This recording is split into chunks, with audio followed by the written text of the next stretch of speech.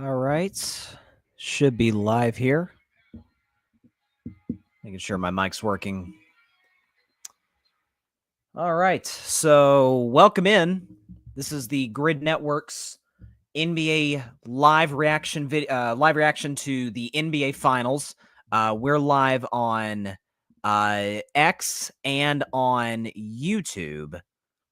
Trying to make sure the IG is working for this as well. So, hang on just a second. Looks like we're going on. Trying to make sure everything is locked in here. Appreciate everybody stopping in. This NBA Finals Game 1 has been an oddball. It's kind of gone in reverse to the way that I thought it would look, because my take was I had Oklahoma City winning and covering. It does not look like they're going to cover. My takeaway was, listen, OKC's had longer time off, get the W, win Game 1. Or it's gonna be a close game first half, pull away in the second half, kind of like very similar to the Game 1 against the Timberwolves. And in many ways, that's simply just not been the case for the Thunder. And so, like, Indiana's kind of gone on their classic comebacks in the second half, and this has been a pretty spirited comeback by the Pacers. The game is still going on right now for those that might be watching via X or on YouTube. Appreciate everybody stopping in. My man Arthur Hurst is going to be joining in a few minutes. They're reviewing to see if a play went off of Siakam. Okay, it definitely went off Siakam. Is that what they were looking at? So yeah, Indiana challenged to see if to depending on where who the basketball is off of, and that's pretty remarkable. Maybe it was just like a free timeout. They view this like, this is a free timeout, whatnot. See what happens from here. But Indiana's got hot from three. They had the 19 turnovers in the first half, and yet somehow, some way, they are very much in this basketball game with an opportunity to somehow steal this. If Indiana can get Game 1, like this might be a more. Here's the call. Okay, yeah, no surprise there. They said the ball went off Siakam. That was pretty obvious. Went off Siakam's right hand. So this is OKC ball. How much time's left? It was like Case and Wallace, I think that was, and Siakam were fighting for the basketball. Siakam wanted a foul in that instance. Okay, 22 seconds left.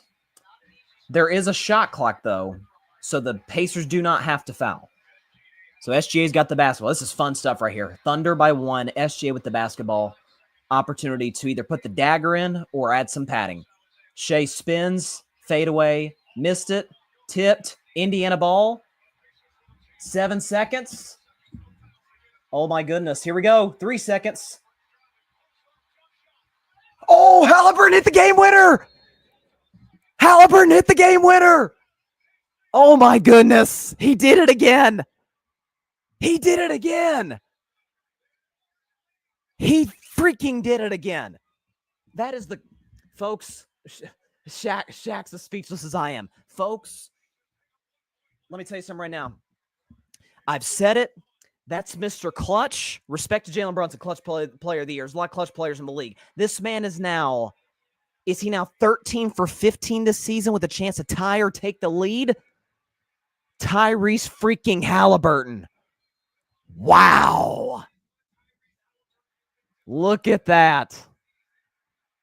Is that his third game winner in the play? Fourth game winner. Well, fourth game tying or winning shot. Unbelievable. Wow. Yeah, they're showing all his game winners now. Wow. That is shocking stuff. And we got that live on the Grid Network's YouTube, X, and Insta. Well, I don't know if we're on the Grid's Instagram. I think we're on my personal Instagram right now. That is wow. Oh, I didn't hear. Did Mike Breen give the bang call there? Did he give the bang? Now there's 3 seconds left. Or sorry, my bad. 0.3 of a second left in this basketball game. My guess is you can catch and attempt a shot in that little time. And my guess is that they got Hart. Did they have Hartenstein on the floor? No, they don't. They got Holmgren on the floor, SGA, Caruso. That looks like Kaysen Wallace and Jalen Williams. So I figured they would put in both Holmgren and Hartenstein to maybe throw something at the rim. So let's see what they got drawn up here. Okay, Carlisle's going to call a timeout. And OKC could call another timeout. Just see what they're lined up in. Unbelievable. Tyrese Haliburton, barring a miracle here, with the game-winning shot in Game 1 of the NBA Finals. Wow. My man EJ Savage. Haliburton is clutch. Come on now. That's as good as it gets, folks. 3 game winners, 4 game-winning / game-tying shots these playoffs. Remarkable. And 3 of them have come on the road. See, the Game 2 buzzer beater against Cleveland, that came at Cleveland in Game 2. The classic Reggie Miller choke sign when he thought he'd won the game on the Kawhi Leonard-esque bouncing shot off the rim to bounce in. That was at MSG and now at Oklahoma City, and what has been a pretty remarkable atmosphere. Unbelievable. Okay, Richard Jefferson made a great point. Remember the Phoenix Suns game? That Game 2 that Phoenix won of the DeAndre Ayton tip-in against the Clippers years ago? So you could throw it. What he's saying is you can throw it above the rim and a guy can tip it in, because I don't remember who threw the pass. It might have been Bridges, threw it to DeAndre Ayton. And it was directly above the rim, which obviously in regular NBA would be or regular play would be a goaltend. In that case, it is not. If you're throwing the ball in bounds, you can throw it directly above the rim, and a Thunder player could tip the ball in or dunk it. So yeah, the same 5 as OKC on the floor. Here we go. What do they got drawn up here? Throw it at the rim. Nothing. Pacers win. Wow. Oh, my, oh, my. Folks, I can't wait for Arthur to get in here, because this is an Indiana Pacers team. What were they down by 15 in this game? I think they were early fourth quarter down 15. Jalen Williams stole the basketball, dunked it. They were up 15. I think it might have been 94-79. How many did the Pacers score in the fourth quarter? What do we got here for Indiana? This is unbelievable. Listen, I had Thunder in 6, but those are the games you got to win. Indiana with 35 in the fourth quarter. Lisa Salter's interviewing Haliburton. Paris is hype. Paris is a Pacers fan. Here's Haliburton. Let me turn it up a little bit if you guys can hear it.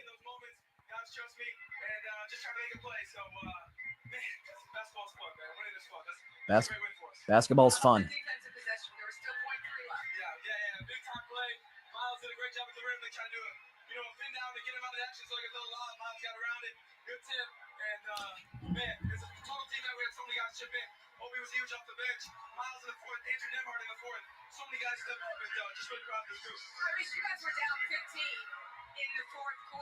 Yep, down 15. That's what I thought.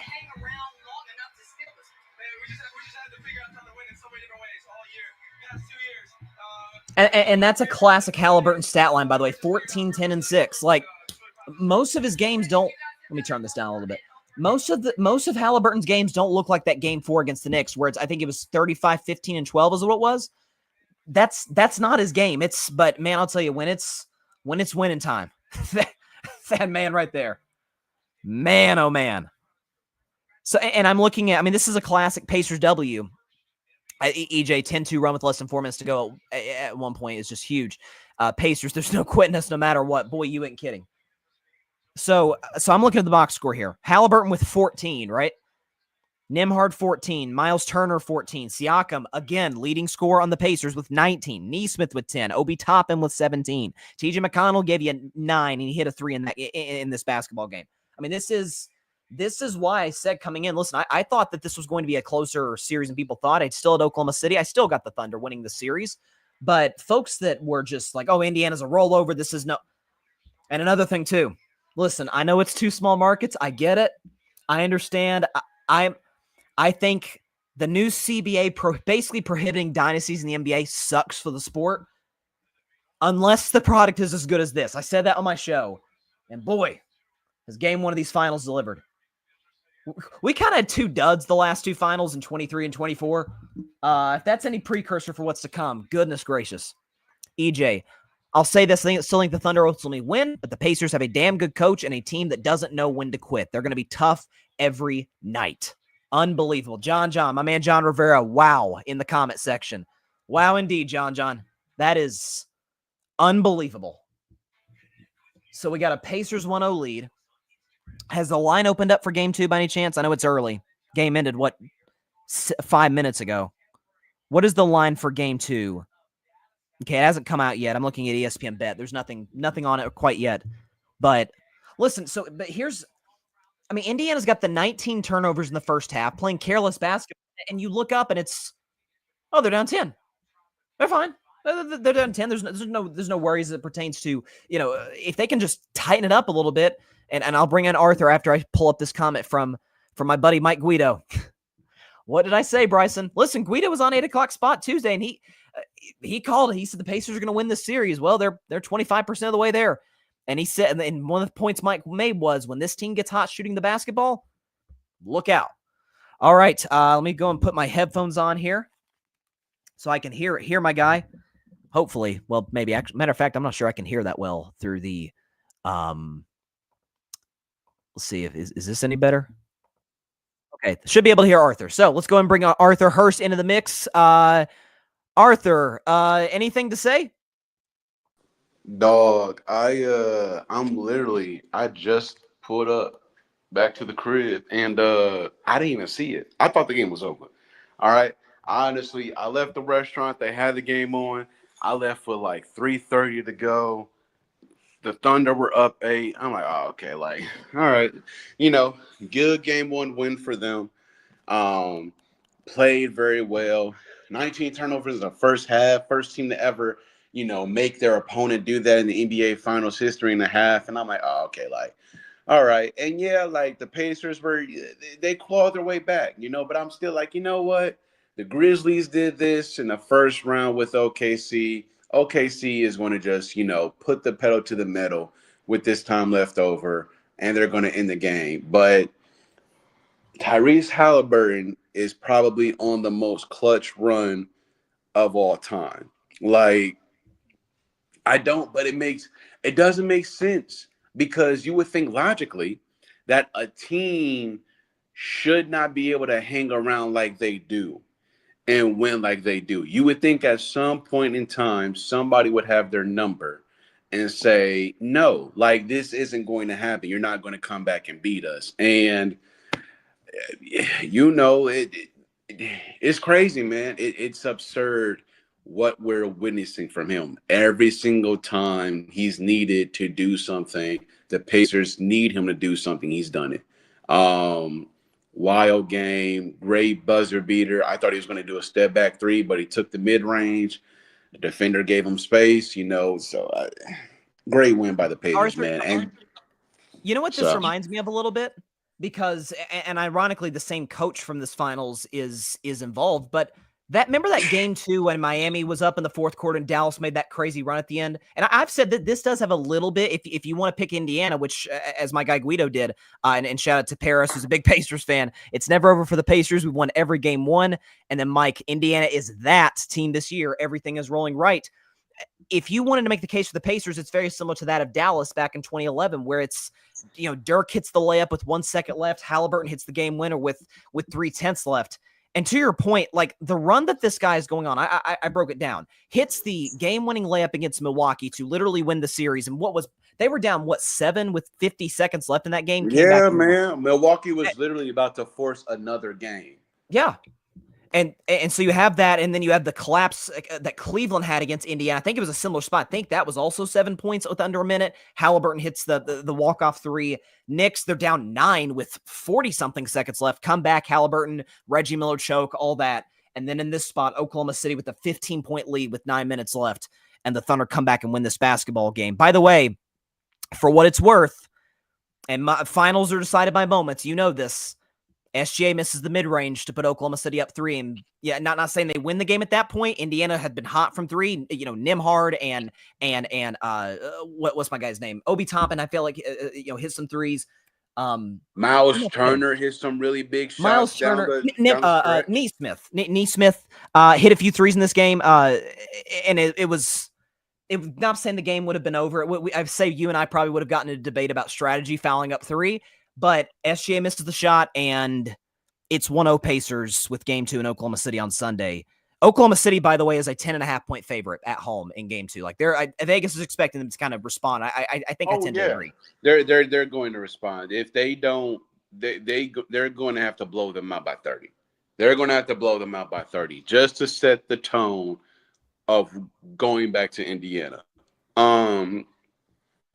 They're now the OKC Thunder. I saw a stat during the game saying that they were 29-1 against Eastern Conference teams this year, and now they're 29-2. They were doing. It seemed like early on, right? The Thunder were doing a great job of playing defense without fouling. Again, 19 turnovers in the first half. And then you've got Indiana. It looks like they're fouling and things of that nature, but they're staying composed. They're staying in it. They're knocking down shots. And, when you try to kill clock, if you don't score, that's going to hurt you. And I saw it, and I was leaving out. But I felt confident that OKC was going to kill it. But I saw when SGA just started to slow the game down. And I was like, okay, if you're going to do this, especially with them being down single digits and fighting back, you're going to need to score, right? Miles Turner hits a elbowed mid-range, puts them down 5. He had a wide open 3 opportunity that would have put them down by 1 and made the score 108, 107. But if you're going to slow the game down, you have to score as the team that's up. If you don't score, that plays right into the hands of the other team, especially with the Pacers who love to run.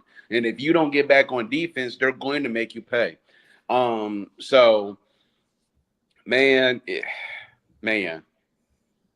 looking right now at the box score, and it looks like this is just a raw reading of it, but Oklahoma City scored 6 points in the final 4 minutes of the basketball game. So SGA hits a layup with 4 minutes left.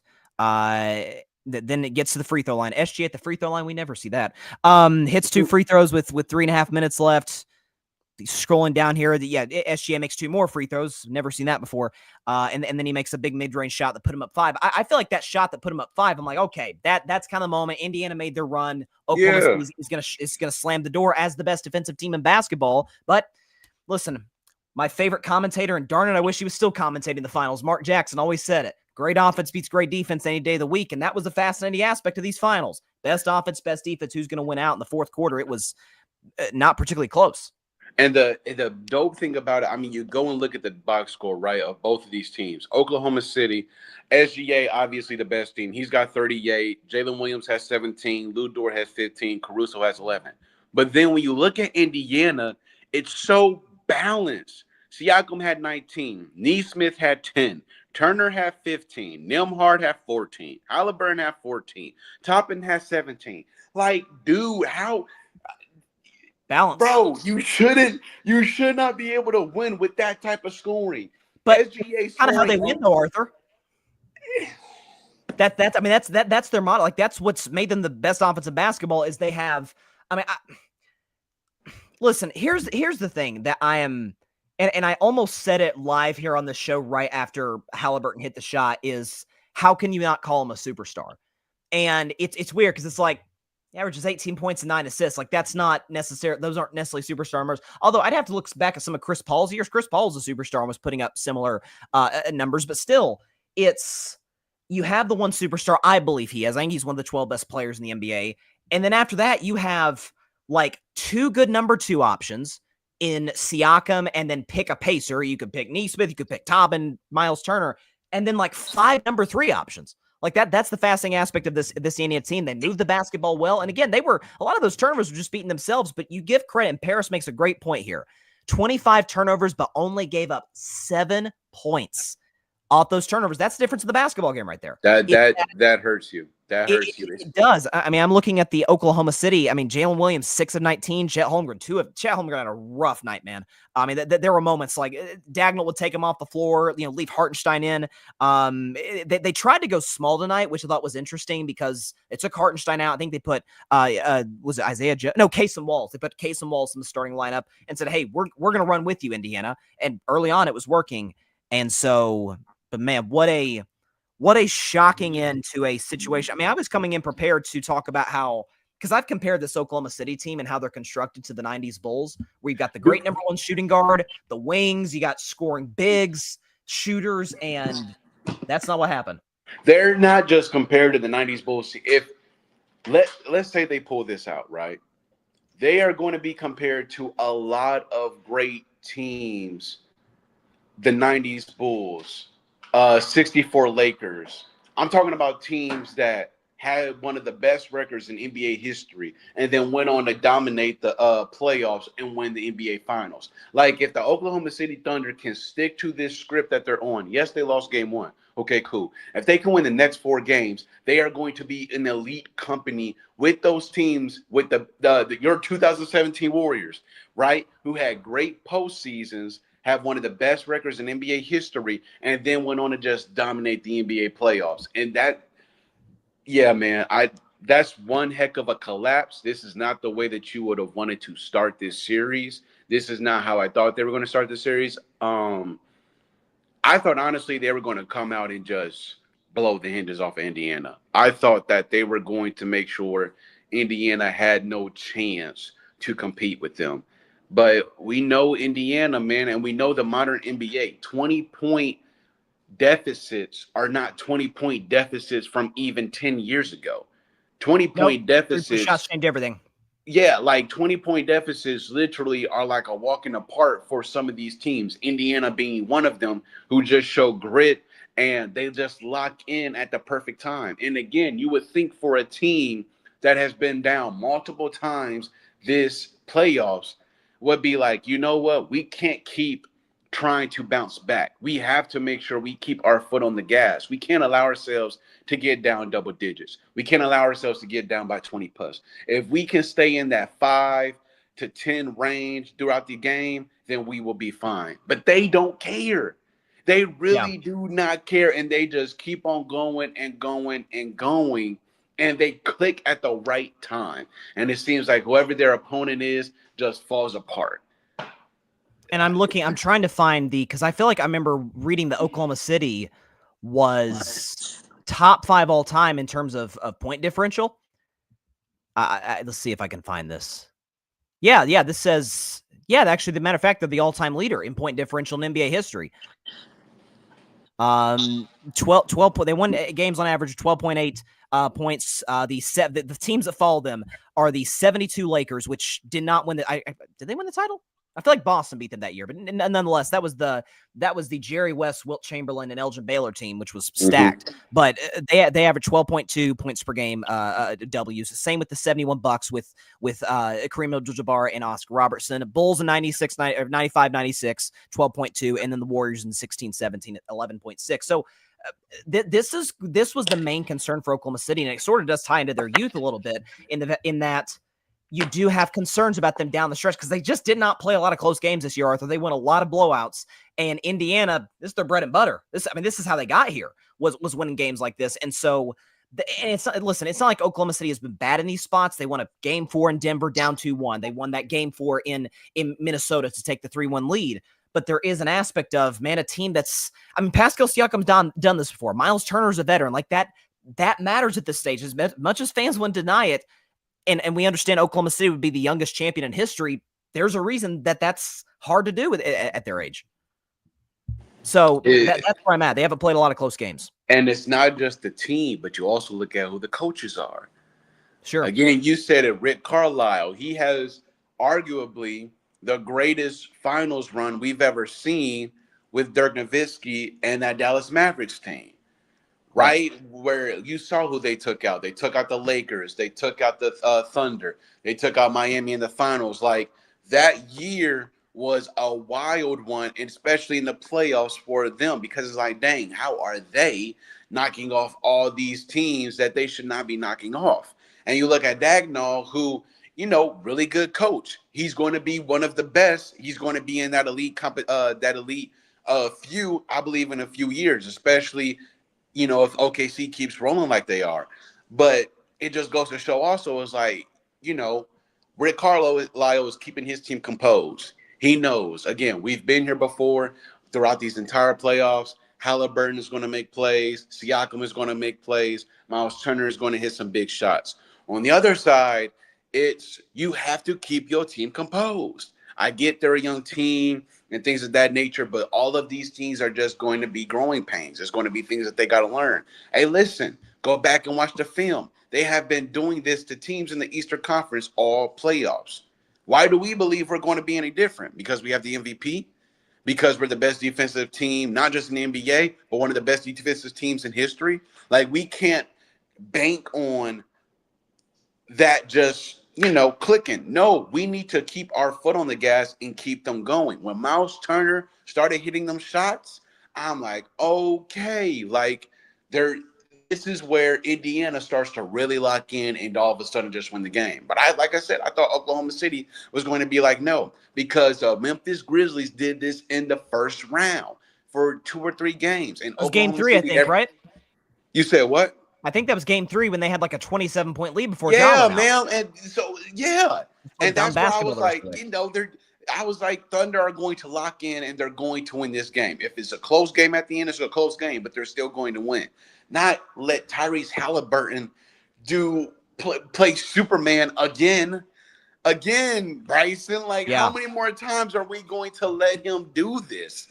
But Like, see, the thing is, though, because of the way he plays, like when you double him, you're going to leave Pascal Siakam, who's got a 30-something point game in the finals on his resume, who hit the most important moment from that finals in my mind was, I remember he took Draymond Green off the dribble late in that game 6, put him up 3. Like Siakam's been an all-star. He that's what makes this Indiana team so difficult to guard. And that's why, listen, when they got to play in their pace, when Oklahoma City started to miss and they got in transition, got the matchups they wanted, then they play the game on their terms, and that's how they beat the Knicks.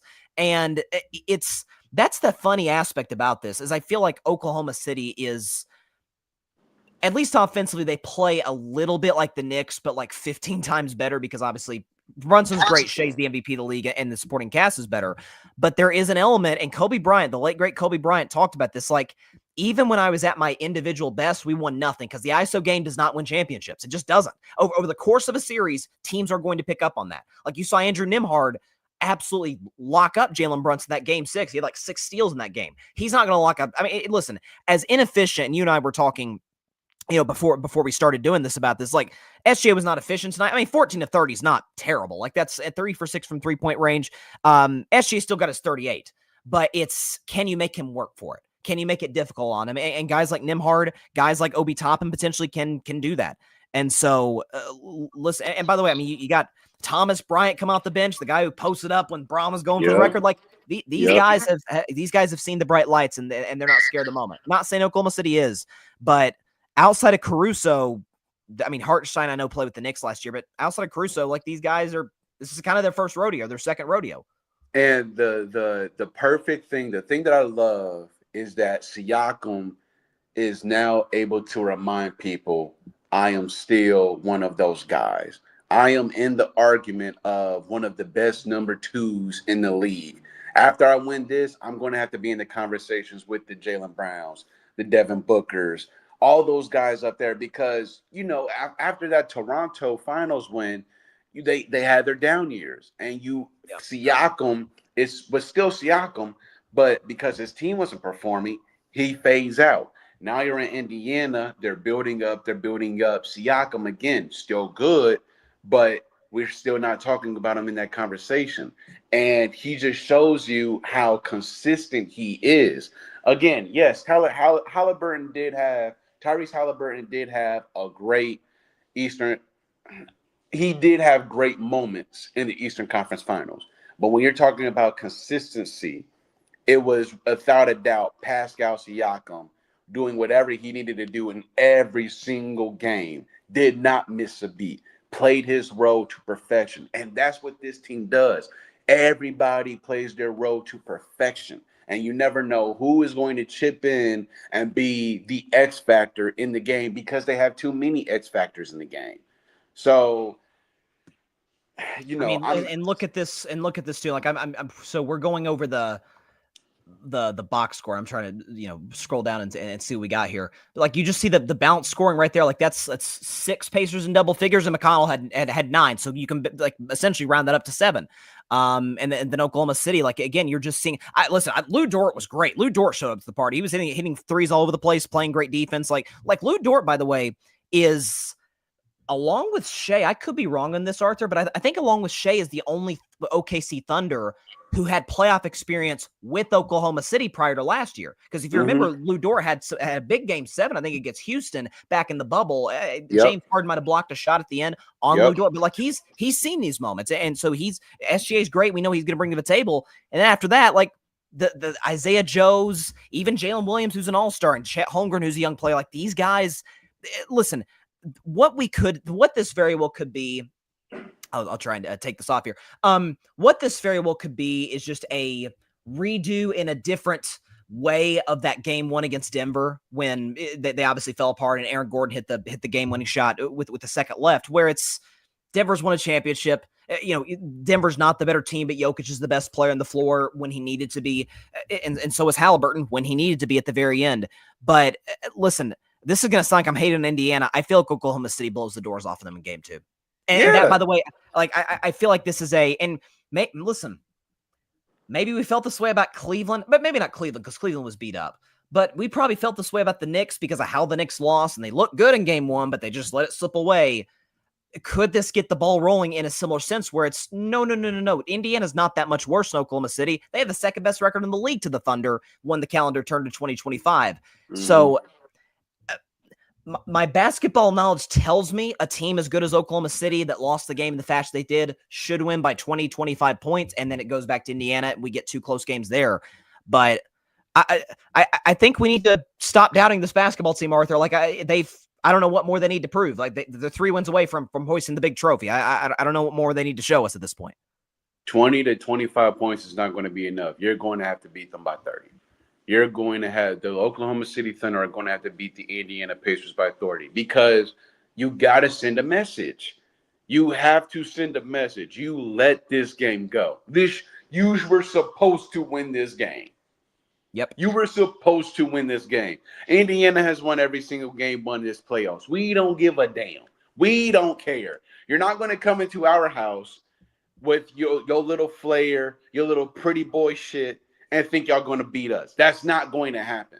So now you have no choice but to come out in game 2 and blow the doors off of them. Again, to send a message of when it goes back to Indiana. Again, we are the best basketball team in the league. We have the MVP. If you think that you're going to just whatever with us, and that's, again, that's what I'm saying, Bryson. Dog, this is the team that should have been like, y'all, you can play around with everybody else. You can be down 15, 20 plus and come back. That's not going to happen with us. If you are not in this game throughout the entirety of these 48 minutes, you're going to lose. And that's the mentality OKC should have this entire series. That's the mentality they should have had in this game 1. It's like, oh, wait, they're coming back? What are we doing? Hey, you know what? How much time we got left? 4 minutes? Okay, you know what? Let's go. Let's go. We're not slowing the game down. We're going to keep this going. They want to run, let's run. We're going to dictate this. You know what I'm saying? Not try to slow the game down and hope that we score. Hope we get foul calls. Hope something goes our way. And we expect our defense to just lock up. Like, no, man, like you're living on a false premise. That's confidence, sure, but against this Indiana team and the way they've played these playoffs, the way they've been coached these playoffs, how both the coaching staff and the players on the floor trust each other mutually at the same level of degree, you can't hope that you're just going to have those moments where you can just lock in like they are. So, yeah, game 2 has no choice but to be a 30-point blowout, because if you don't blow them out by 30 plus and you allow them to lose a close game, then we're going back to Indiana. And we know that Indiana is going to be rocking. So, OKC, they let this one go. They let this one slip through their fingers, but I expect a huge game 2. So Why is it this is a rhetorical question, by the way. Why was Tyrese Haliburton voted the most overrated player in the league, Arthur? Like, I'm still trying to listen. I know listen. I don't want to be too revisionist history, but I understand, like, people like, oh, he was the worst player skill wise in Team USA, least accomplished, least eye popping statistics, I guess, outside of Derek White, maybe. I get all that. But this guy did lead his team to the Eastern Conference Finals a year ago. Let's not forget that. Let's not forget that, this was a dude who was third team All-NBA last season. So you saw this was a guy who was on the come up. And I mean, it's not like coming into these playoffs, it's, hey, is Tyrese Haliburton one of the 10 best players in the league? Coming in, I would have said you're out of your mind. Maybe he would have been overrated under that, under those and under that context. But I'm looking here. NBA PR just tweeted that Game 1 was the Pacers' 5th comeback victory from a deficit of 15 or more points in the playoffs. So they've done this 5 times, Arthur. That is the most by a team in a single postseason since 1998. Unbelievable. OKC should be ashamed that they are one of those wins. Yeah. OKC should be ashamed. They should not be able to sleep tonight. Like, dang, we let that happen? How? Like, film is going to be, that's when, like, you go into the film the next morning or whenever they do film and you just talk to each other. And you be like, yo, like, what happened? What happened in that fourth quarter? What happened those last 4 minutes to where we just ultimately fell apart? What happened that our defense wasn't sound? What happened that our defense wasn't out there on the perimeter attacking Miles Turner, who is one of the best shooting bigs in the NBA? What happened that our offense, we weren't, getting to the hole, getting to the free throw line, knocking down shots? What was going on? What happened to our coaching? What happened to the X's and O's? What happened to being able to keep ourselves composed? There are a lot of what happened questions that OKC is going to be asking themselves tonight, to where it needs to fuel them and be like, you know what? Nah, game two is going to be a message. There should have been a message game 1 that you guys are not going to be able to linger around and win games against us. We're not that kind of team. We're built different from everybody else. Yes, we have an ISO scorer in Shai Gilgeous-Alexander, but we have a pretty solid number 2 with Jalen Williams. We are one of the best defensive teams in NBA history. We're not Cleveland, who was banged up, right? We're not Milwaukee, where Giannis was doing everything he could, but Kyle Kuzma didn't show up. Bobby Portis didn't show up. These guys, Damian Lillard was banged up and couldn't play. We're not them. Okay, you're dealing with the best team in the league, with the MVP, with this great coach who's rising in the ranks. So, hey, kudos to Indiana, though. Kudos to Indiana. 100% taking advantage of it. And like, I see a comment here. Captain_skin is in the comments on IG, and he says that the problem, and he makes a good point, that the problem is that OKC sinks in and crowds the paint, and Indiana is the best 3-point shooting team in the playoffs. That's what happened. OKC has to pick a different defensive strategy. Like, yeah, in that first half, I felt like every time Indiana drove it down low, there was like 6 Oklahoma City players just, in the restricted area. It was unbelievable to watch. And, being able to take advantage and finally knock down those threes that they could not make to save their lives in the first half. Not like, it felt like every time Indiana would drive in, they'd try and pump fake. OKC didn't bite, and then they'd try and pass out of the double or triple team.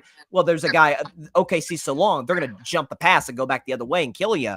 Whereas like Indiana weirdly kind of played a little bit slower than they usually play, where it's not just a transition game where the Knicks are just trying to chase them all over the floor. They said, we're going to dictate the pace in a different way and almost beat you at your own game in some aspect. So, and that's the thing, to where, again, as great of a defensive team that they are, they have to stay sound. At some point in time, you are going to have to guard shooters. At some point in time, again, you can't let Miles Turner get comfortable, because when he gets comfortable, that opens the floor up. And now, if he decides that he wants to go down low and post up, now you're going to have to worry about, him down low. You're going to have to worry about him passing the ball back out and deciding to pop back out for a 3-4-3. Hartenstein is going to, have to keep up. Hartenstein is going to have to keep a hand in his face. Hartenstein is going to have to make him question if he wants to shoot this shot. You're going to have to play him inside. You're going to have to play him close to his chest. That's what OKC, after this game one is going to have to do. But I feel like that's what they should have been doing throughout that game. Again, they're too great defensively of a team to, just stick to that same game plan and think that is going to work. Especially, again, against this Indiana team that they won't go away. So, no question. If at least if this game does one thing, hopefully at the very least, maybe it'll get reset. We know what we love about these NBA finals and these playoff series is not just the momentum shifts, but the narrative shifts. Like now, tomorrow, Oklahoma City's in danger. Shea's a fraud. Like, we know the overaction goes throughout the course of a series. There's ebbs and flows. What I do hope this does to a degree, though, at least until if Oklahoma City goes on to win this thing, let's slow down the dynasty thing just a hair. Like, if we're going to talk about, is this an all-time great team for the single season? Absolutely. That's a legit conversation to have, and the numbers would be on your side if you made that case. The problem is, I mean, we're not going to name names, but folks are talking about, hey, could they win 5 championships the next decade? Let's slow down a bit. They need to go through moments like this to build to, I mean, listen, you got to build those scars. I mean, listen, Michael Jordan didn't just go 6 for 6 and retire, and that was it.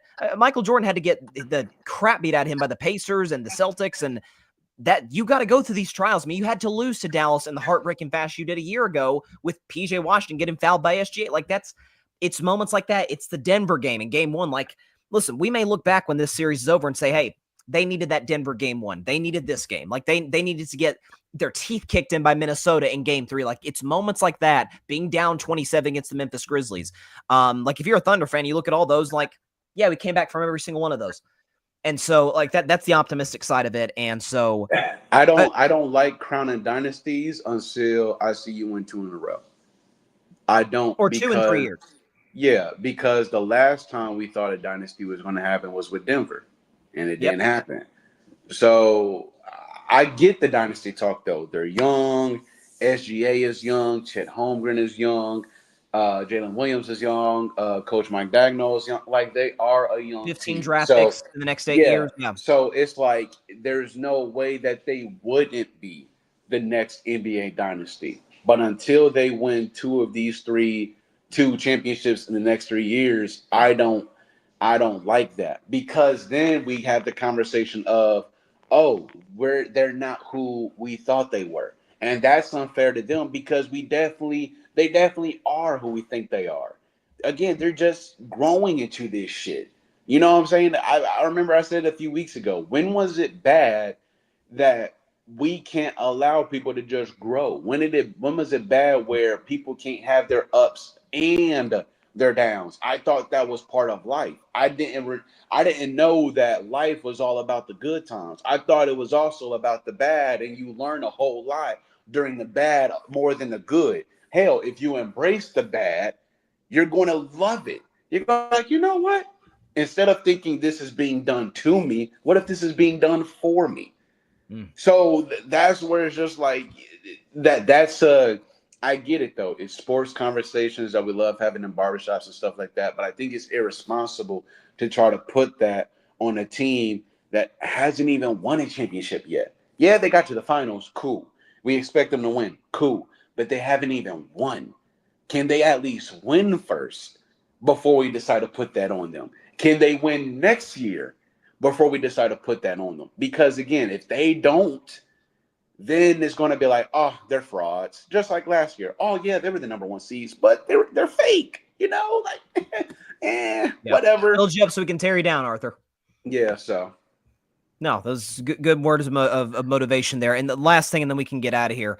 But Ben Golliver, shout out to Ben Golliver at the Washington Post. Yeah, I actually got his book over here, Bubble Ball. He wrote a book about the bubble time, and it was compelling, and I'm not gonna lie, kind of depressing to read. Mhm. But he just tweeted this. He said the Pacers have now cheated death 4 times in this year's playoffs. The Bucks had a 97.9% chance to win up 7 in the final 35 seconds. The Cavaliers had a 95.9% chance to win up 7 in the final minute. The Knicks had a 99.7% chance to win up 14 in the final 3 minutes, and OKC 96.4% chance to win up 9 in the final 3 minutes to win this basketball game. Like, listen, at some point, this kind of just does become who you are. Like, once you've been through this tough road of coming back in these playoff games, it's a never say die attitude. And to your point, Oklahoma City's probably gonna have to absolutely blow the doors off them in game 2. Like, we need this to be a 20-point lead with like 3.5 minutes left for it to say, okay, it's probably over. Because man, if it's 17 with 5 minutes left, if they hit 3 threes in a row, it's an 8-point game, and all of a sudden we got something interesting here. And so, man, kudos to the Indiana Pacers. Game 2 it's a must win for Oklahoma City. They can't lose the first 2 games. Ain't that crazy? This is the best team in the league with the MVP, and we're saying that game 2 is a must win in their house. So, if this were in Indiana, maybe I feel a little different. Like, because home team holds certain. Nope. Listen, they said the series don't start till the home team wins a game. And for those that were saying, and then we can get out of here after this, I guess, unless you have any last thoughts. But this sort of idea, like, okay, it's not two historically sexy franchises. The Thunder franchise have never won a title. The Pacers obviously haven't won and haven't been here in 25 years. It's not a big market. And listen, I said on my show today that the league does need dynasties to be at its most popular. The ratings would just show you that over the years. At the same time, if the basketball's compelling, we may have something here. And with this contrast in style, that's what kind of drew me in as a basketball fan, as a neutral guy here. But any sort of last thoughts before we get out of here? Like we said, game 2 is a must win for the Oklahoma City Thunder. They have no choice but to beat the Indiana Pacers by 30 plus. If they allow them to even get an inch of life in that game 2, they're going to lose. Again, Indiana has embraced the bad. Instead of saying, why is this being done to me? Why is this being done for me? We're coming together in these moments. We're learning how to be gritty. We're learning how to win through all of these hard times and stuff like that. And the consistency, again, the balanced scoring in this team, the consistency from Pascal Siakam, the consistency from Miles Turner of having his moments, and the consistency of Tyrese Haliburton and saying, you know what, put the ball in my damn hands and let me go to work for this last shot. So I'm excited for game 2, honestly. I wasn't that in, because I was like, okay, Oklahoma City is I thought they were just gonna run through the doors on Indiana. So I was like, yeah, okay, whatever. But I'm intrigued. So I'm excited for game 2. As am I. This thing just got a whole lot more interesting. And Indiana 3 wins away from their first championship. Oklahoma City a chance to respond. That's Arthur Hurst. He's a Grid Network contributor. And by the way, the leader on the 8 o'clock spot leaderboard by a mile. You can go ahead and we can go and get that ring fitted in advance. That season 2 champion for the 8 o'clock spot. Barry is the unofficial champion the first season because we kind of suspended that throughout. He was the leader. Yeah, you my friend have just run away with it. So that's Arthur Hurst. I'm Bryson Carver. Hopefully be able to see you after game 2 and throughout the course of the series. Stay safe out there, y'all, and good night.